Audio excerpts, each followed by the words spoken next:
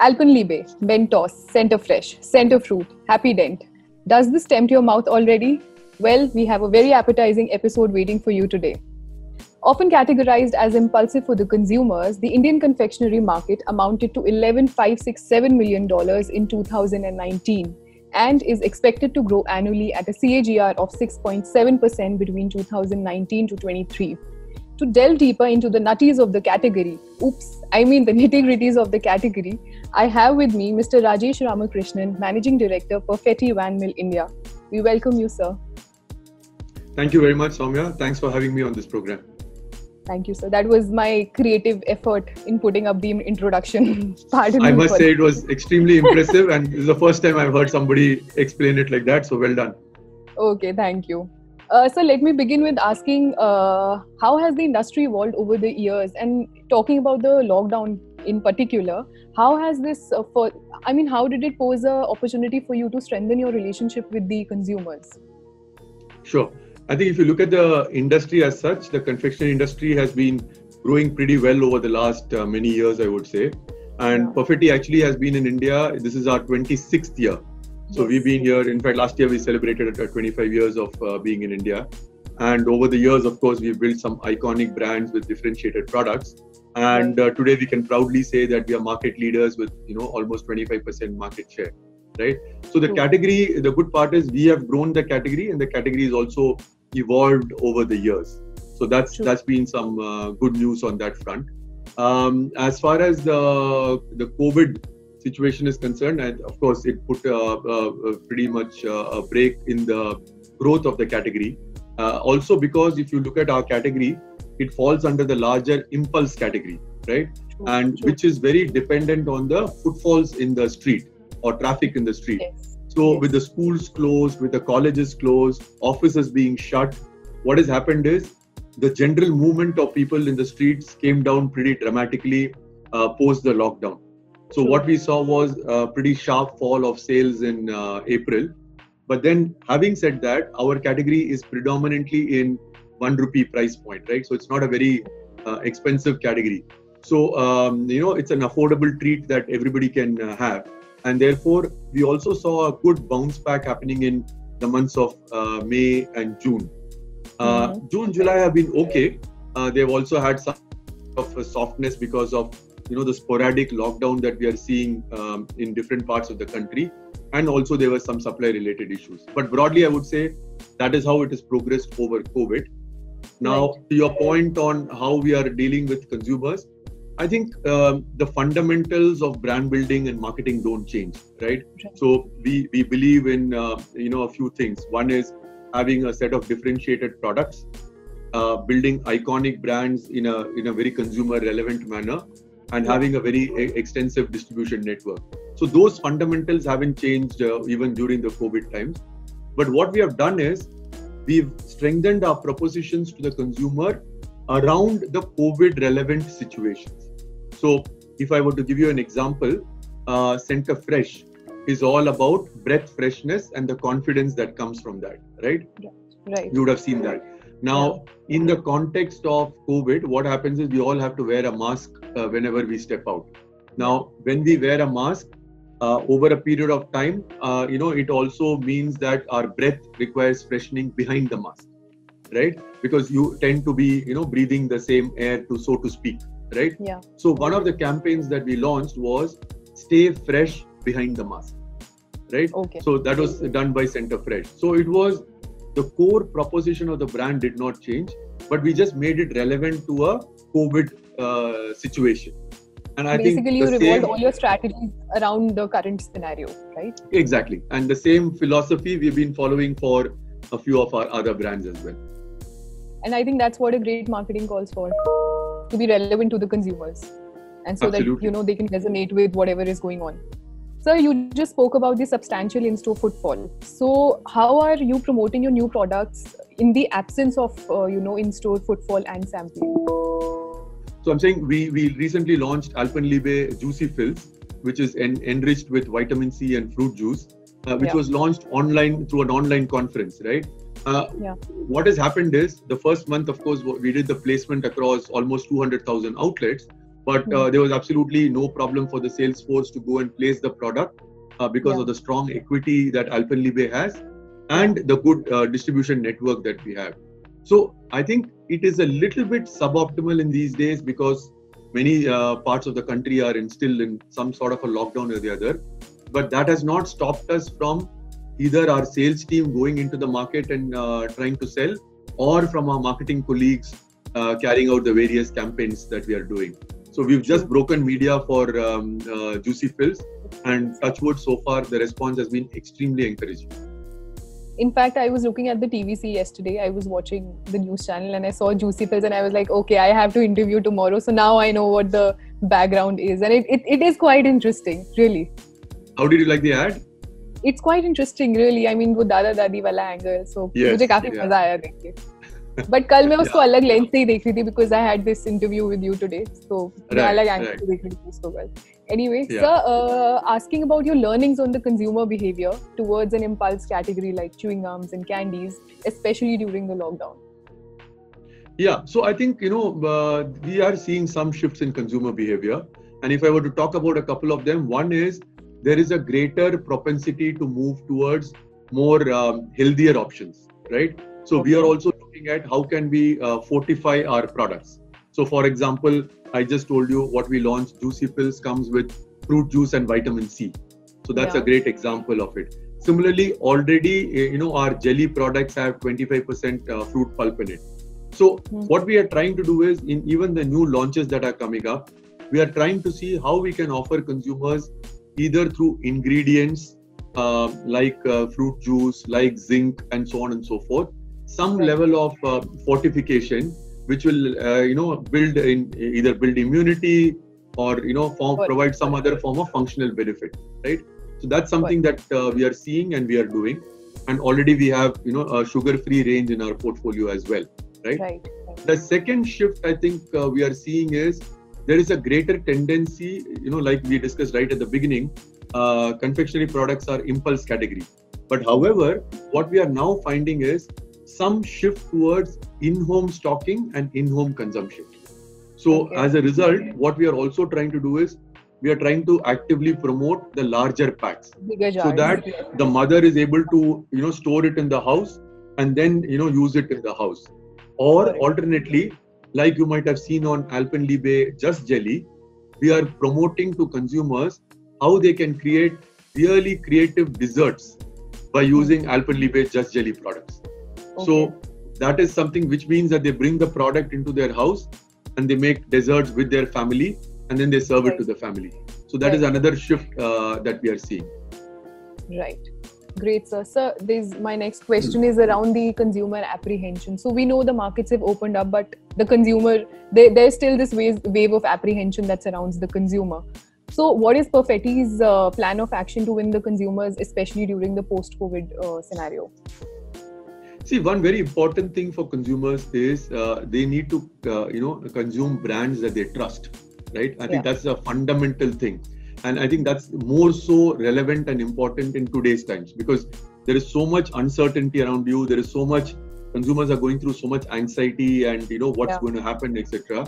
So it becomes very important for them to interact and engage with brands that they trust. So in that sense, we are in a very good position because we've had brands over the 25 years built on a very strong foundation and brands which actually consumers trust to a very, very deep extent. So what we've been doing is, like I said, the core propositions of the brands haven't changed. We just make sure that we make them as relevant to the consumer as possible in today's context. And I think that journey will continue even in the months to come as we go forward. True. So chipping here the engagement factor to the consumers, I think how you engage with the consumer ultimately differentiates you from the other leaders in the market. So on that front, what is Perfetti's playbook for the brand's growth strategy post-COVID? Yeah, it's a good question. And I'll give you a few examples of how we've been trying to engage differently with consumers. So one example I spoke about was that Center Fresh, Stay Fresh Behind the Mask campaign, right? Now, another example is Alpenlibe Just Jelly is all about family and family having fun together. So we launched actually a limited edition pack which said salute your heroes. So we got out a pack where the entire family was saluting the frontline warriors, including the medical community, the security guards, police, etc. And what we also did is a portion of the sales of that product actually went to the PM Cares Fund as well. So that is another initiative that we did to connect with the consumers during these times. The other thing, interesting one we did was on Chupa Chups. Now, Chupa Chups, as you know, is a teen brand. So, as it is, teens spend a lot of time on their screens. But during the lockdown, it's even further gone up. So, we came with some interesting ideas to engage with the teens, where we created a game where they had to catch Chupa products with their mouth open. And you get points which you can share with your friends and so on and so forth. So the whole point, and this was done on Snapchat. So the whole point was, can we find interesting, engaging ways to interact with the consumers without losing the core proposition of the brands? Got it. So do you think that the candy segment brands or the candy leaders are now focusing more on the youngsters rather than the small children that they used to? So advertising in their children's book or traditional mediums targeting children. Do you think that shift has been more towards the youngsters now in terms of your advertising and marketing strategies? Right. I don't think so, because if I were to look at just our portfolio, we have products which are from from Center Fruit to Center Fresh, Alpenlibe, Mentos, and so on and so forth. So different products get consumed by different age groups. So for example, if you look at Alpenlibe and Just Jelly, probably the target audience for that is slightly younger kids, lollipops, jellies, and so on. But if you take products like extruded jelly, and if you look at products like Mentos and Center Fresh, it goes up in the age group from late teens to young adults and so on. Products like Happy Dent get consumed across age groups. So I think we have a good, strong portfolio where there is a preference for different brands and products for different age groups. But our consumption base is pretty much broad-based from, I would say, 8 going all the way up. Got it. So talking about your manufacturing distribution footprint, how did you ensure a smooth run of the processes? See, like many other companies, we also had our challenges in both distribution and manufacturing initially, because there were, locked. The result, movement of men and material got impacted. But over time, I think the government has also played a very good role in trying to facilitate some of the opening of the factories, the opening of the lockdowns, so that the distribution can start at one end and the manufacturing can happen smoothly on the other end. So I think we, like any other companies, we had our own share of hiccups, but we have managed to navigate through that pretty successfully, I would say. Great, and I think I would second that. Great. So my next question to you would be, the festive season is just around the corner, and I think it's a great time for brands to come back in action. How do you see that pan out for you? And do you think the festive season will make up for the lost revenues for Perfetti? Yeah, it's an interesting question. Whether it will make up for losses or not is anybody's guess. We'll have to wait and see. But in India, what happens is, it's a year full of festivals, right? You start right from January, from Holi, then to Holi, then to August onwards is the peak season for festivals, right? When you have Rakhi, Ganesh Chaturthi, Navratra, Diwali, and so on and so forth. So we are also, in the space where we provide fun and happiness to, people, and therefore festive season is an important season for us. Again, I'd like to give an interesting example of what we have done. Alpenlibe as a brand is all about bringing hearts closer. So it's about, working for the family and getting the family together. So during Raksha Bandhan, we did a very interesting innovation where it was centered around do-it-yourself Rakhi. So we ran a contest where we got one of the big influencers on YouTube to come and start the contest. And then we got about 15 mom influencers to also further promote the contest, where the family had to get together and create a Rakhi, and preferably using Alpenlibe candy as well. And what this does was, one, it got the family together. Two, they made Rakhi, and so therefore there was an element of creativity and all of that which came into the picture. And it was a way of getting family to spend fun times together. And the best 25 entries won some very good prizes, etc. So now what we have decided is this whole platform of do it yourself is something that we would like to carry forward into other festivals as well. So Halloween, we will design some do it yourself treats, or during Christmas to do something with the do it yourself platform. So for Alpenliebe, this do it yourself platform will be taken forward into various festivals as we go forward. Nice. Got it. So now on a rather lighter note, I was reading that you're a firm believer of the fact that great leaders are those who are able to inspire their team and instill confidence in them. How did you, on a rather personal level, instill that confidence in your team? You kept the spirit really high during this gloom doom. Yeah. I think, for me personally, I like to connect with people and engage with them as much as possible. And obviously, thanks to the lockdown, all that came to a big standstill. One of the things I made sure right from day one was, even though it was through Teams calls and it was a little bit suboptimal, but every day I used to connect with 10 people from across the organization. So this did is, over 50 days, I managed to connect with pretty much everybody in the organization.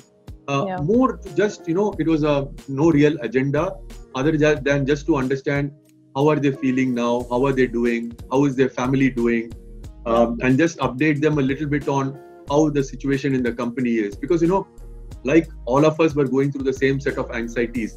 Will I have a job? Will there be, job loss? Will I get my salary? How is the business doing? And so on and so forth. So I think connecting with people on a regular basis is very, very critical. Being empathetic to them is also very important, because all of us are in the same situation of, various anxieties and uncertainties. Therefore, that level of empathy becomes very, very important.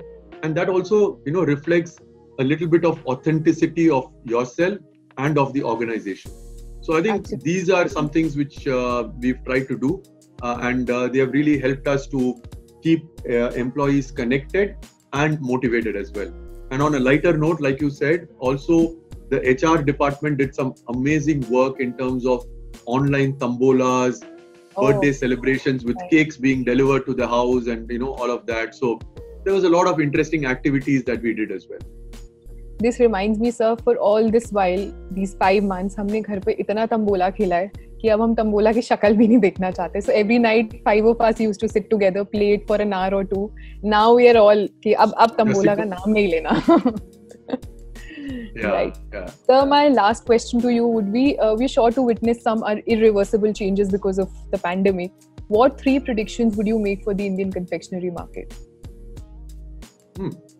See, one, I think we will, like I spoke about in the beginning also, we'll see quite a bit of movement towards more functional, benefits.